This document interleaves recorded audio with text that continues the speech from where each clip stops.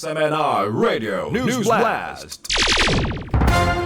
Alang sa pinakaunang detalye sa atong mabalitan lokal, puno sa nagkadaiyang kalihukan ang saulugon sa Dakbayan sa Mandaue karong buwan sa Agosto alang sa ilang ika-57 nga charter anniversary nga nagdala sa temang Mandaue at 57 Unity in Motion.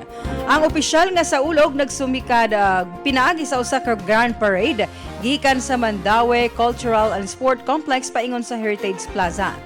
Agig pagpalambo sa serbisyo publiko o paugnat sa kusog, magpahigayon ang Dakbayan og one-stop serbisyo caravan uban sa mga padula sama sa Unity Run, push bike race o employees sport fest. Puno sa kalingawan o kultura ang tibok buwan pinaagi sa Battle of the Bands.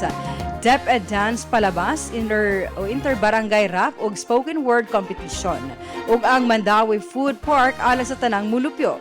Usa sa mga labing dakong highlight mao ang paghatag ni Mayor Tadeo Jovito Junque Uano sa iyang unang State of the City Address or SOCA sa Agosto 28.